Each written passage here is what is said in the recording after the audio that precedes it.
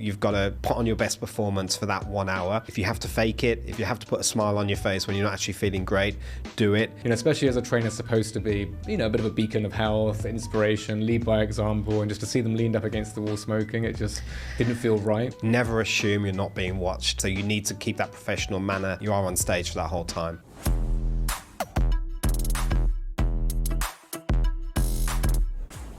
My name is Jack Thomas. I'm one of the co-founders of The Fit Guide, the global standard of fitness excellence. Welcome to the 5-Star Fitness Podcast. Now, this show is all about bringing the very best from hospitality into the fitness industry so we can build better businesses, more profitable businesses, and also positively impact more people. We are joined today by our other co-founder, Matt Lavender. Welcome, Matt. Thank you. And today we're talking about a topic which is an interesting one for me because it's something which I've thought about for years, and I've actually taught the coaches and instructors that I've worked with, and it's this idea of hospitality as a theatre. I'd never heard of it quite put that way. But yeah, start off by telling us, Matt, the concept of hospitality as theatre. What does that mean? I think it can be a really useful analogy to think of hospitality as theatre, to think of the public spaces as the stage. And I think we best see this at fine dining, actually. I think anybody that's experienced a really good fine dining experience will see how everything just flows. It's like choreographed. You'll see people have their exits and their entrances. Maybe a sort of synchronized service is often a feature of fine dining. Everybody looks the part. Everybody delivers their lines well. And I think we see it in fine dining, and some of the best hotels do it as well. It's everything to do with your manner, your posture, your voice, your speech. As I said, what you're wearing, and then you can even think about sort of behind the scenes. So in a theatre, you'll have your set designers, your stage managers, the lighting team, the music, and so when we think of hospitality as theatre, I think it really helps us imagine that when we're working in these environments, you're walking on stage, and so you act very differently than say you would 10 minutes before when you're coming to work. Yeah, it's an interesting one for me because we talked about it for years with our coaches, and the way that we've framed it is you're putting on a performance. When you walk through the door, you have to kind of let any negative energy you have, regardless of what's happened in your life, just as you would if you were like a Broadway stage performer or an actor or something like that. And you've got to come in and deliver a performance, if you will, which befits the money that they've paid, the effort that they've made to be there. And I think it's a really important mindset to get into. I look back 14 years ago when I first started in the fitness industry, and quite honestly, I didn't do this. And I had a bit of a wake-up call where I delivered a class in the morning. It was actually another coach who said to me, mate, your class this morning was kind of low energy, like the lights weren't even on. And I realized that whilst there was a bit of sunlight coming through, I hadn't turned the lights on. I didn't really want to be there. I was tired. I think it was a quiet class. But that small comment, is probably like a 10-second comment from another trainer. It really changed the trajectory for me of my career, I think. And it really reframed in my mind. I thought, wow, I didn't want to be there. I got up early and I'm not really so much of a morning person, but they'd all set their alarms for 5:30. They paid good money to be there. And it was almost like a switch went off in my head. And I was like, no matter how I feel, no matter what kind of day I'm having or how early it is for me, I've got to go in and I've got to deliver a performance. And I think it was so much better from then. So that was really an important mindset shift that I went through that we try and teach our coaches and instructors to go through. You mentioned sort of hotels, their fine dining. Is it the same for hotels, would you say? Yeah, very much so. I think as an inspector for many years, when I walked into a hotel, you got to sort of feel immediately. You could tell whether they were sort of buying into this hospitality as theatre ethos. You'd walk in and maybe the first thing that somebody said to you would be very well, not scripted, but it came across as very professional. You would look around and everybody would maybe glide around the lobby area. Everybody had their parts to play. Everybody sort of knew where they needed to be at any one time. Everything was very seamless. So, there's a lot of transitions during arrival process at a hotel, for example. Maybe you have a doorman, a valet, a bellman, there's obviously the front desk staff, maybe someone else takes you up to the room, and it's almost like each transition was very well choreographed and went very seamless as well.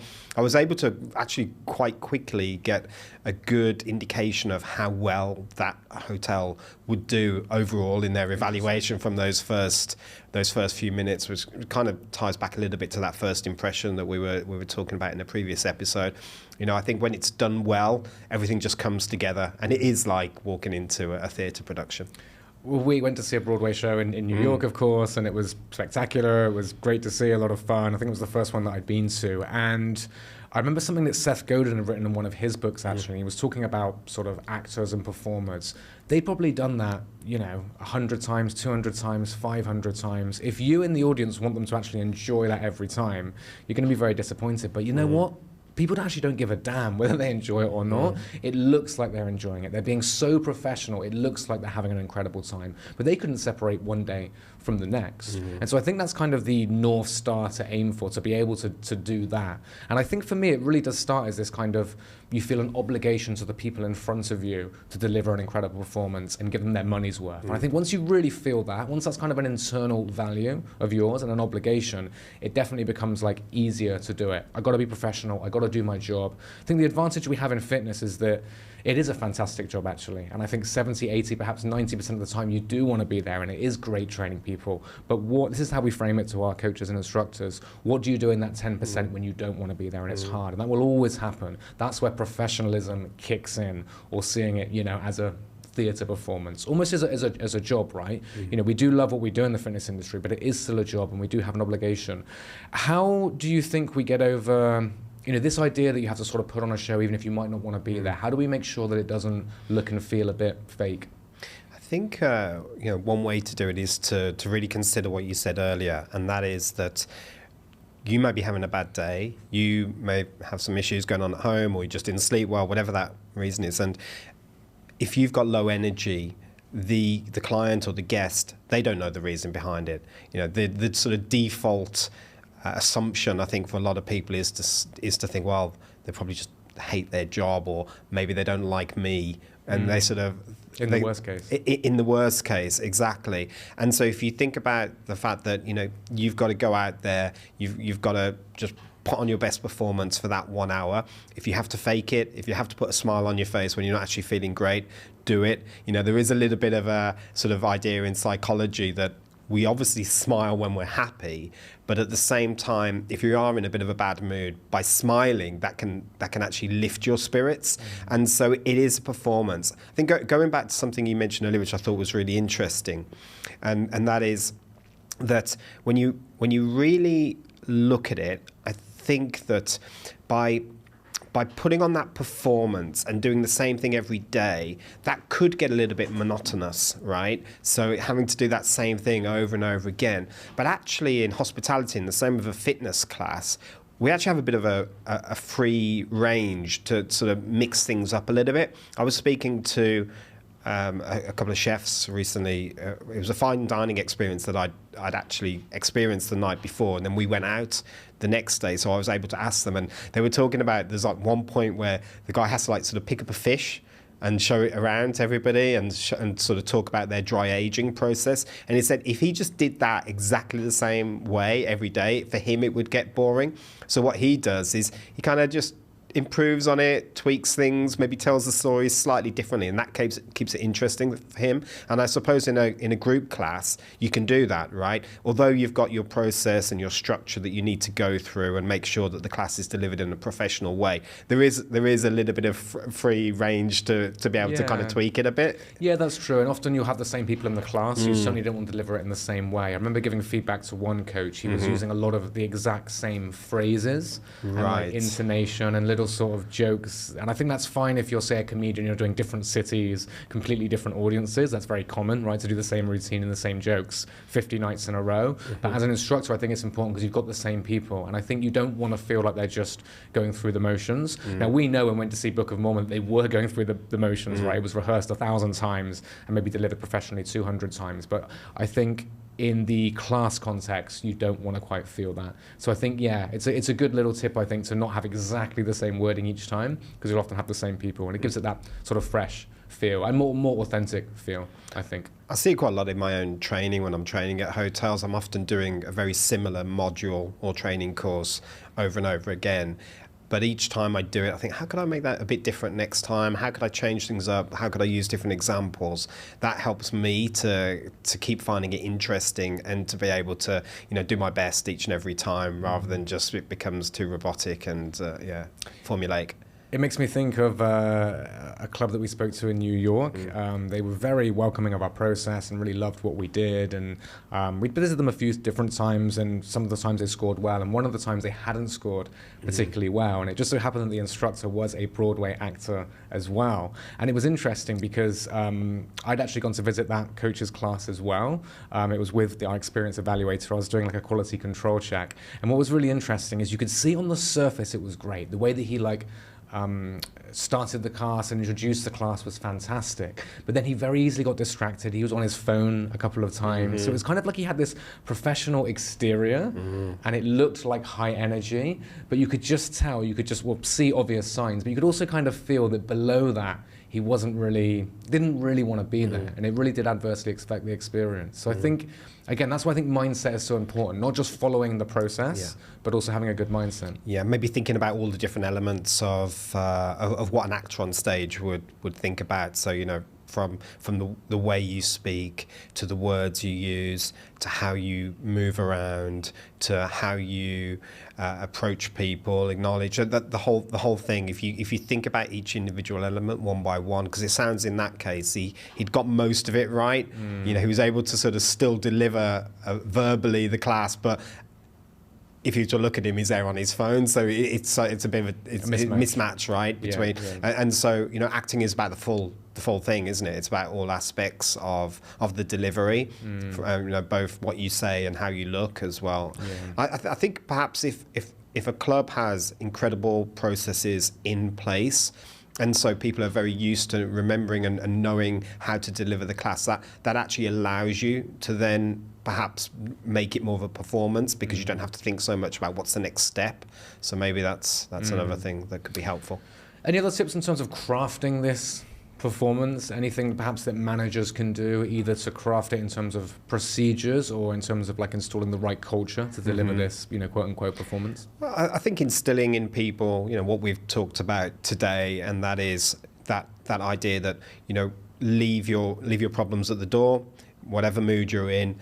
As soon as you put on that uniform, or as soon as you walk onto the stage, in the case of the training floor, that it's like the lights going up in a theatre, and so you have to make that switch. You have to switch. I think we'll probably talk in future episodes, for example, about arriving early. And there's all sorts of reasons why you'd want to arrive early, but one of the reasons is nobody turns up at the theatre 2 minutes before the performance starts, right, and then just walks straight onto the stage and tries to do it, because you kind of need a little bit of time to adjust from how you are outside and how you're going to be inside. So being well prepared, taking a few beats or moments to sort of prepare yourself as if you're walking onto stage, get into your role and go for it.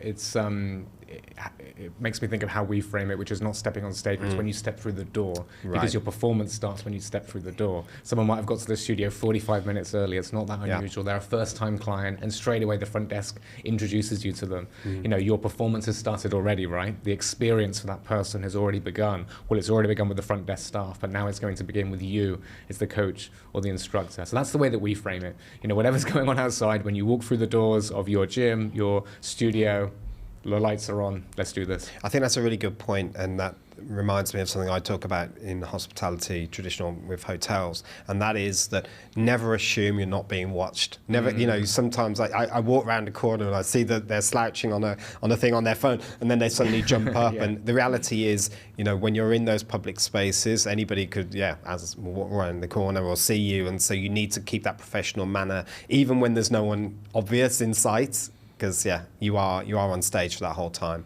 It reminds me of some feedback from someone who joined a gym And they said that it was a good class. They said it wasn't bad. Everything was fine. They hung around for a little bit afterwards. And when they left, they just saw the trainer smoking outside. And in their mind, it really sort of ruined the whole thing for them. You know, especially as a trainer supposed to be, you know, a bit of a beacon of health, inspiration, lead by example. And just to see them leaned up against the wall smoking, it just didn't feel right. I suppose it's a bit like when people meet their acting heroes, Yeah. you know, and they suddenly realise, oh, they're just a normal person, right? You don't want them to see that side, you know. You want to be like involved. everyone else. Any final tips for either managers or instructors or gym owners to kind of get this concept as hospitality as theatre, and little things we might have missed? Yeah, I think we've covered pretty much everything, but I think just recognizing the concept as a start and reminding people and constantly reinforcing that, you know, you are on stage, this is a performance, this is an act to some extent. When you're maybe not in the best of moods, you need to turn up, you need to show up, you need to give it your all for that 1 hour performance. And actually, I think when you have that mindset, you know, I think it's amazing what we can do even when, you know, our mood's not great or our energy's low. You know, once you start acting it, you almost become it, and it kind of almost shifts you out of that mood. It's a bit like going for a run in the morning. Sometimes you're really tired, but once you get out the door and you go for it, somehow you get through it, don't you? Yeah. That really reminds me of some of the things that we talk about during our induction. It's embrace this concept. My final tip from me would just be get out to instructors very early. So in your induction, you know, when they first join your company, talk about it at length there, this idea, this concept. And it really does help. We didn't do that in the early days of base, and we saw, you know, people behaving kind of like me when I first started as a trainer. But once we kind of really talked about this idea, set the expectations of what is best for our gym, but also best for them as an instructor, will get them busier classes, have a stronger, better career, getting that in really early in their time and letting them know that this is great for everyone, the clients, them, the gym, really, really helped us. Thank you, Matt, for sharing that. Really nice to sort of hear it framed, something that we've already been doing at base, and I'm sure it helped the listeners and the viewers as well. Thank you for watching. Thank you for listening to this episode. We will be releasing weekly episodes, interviews, and also reflections from experts in hospitality, such as Matt. If you enjoyed this, do like the video, do subscribe. We'll be putting out more content weekly. Thank you for watching.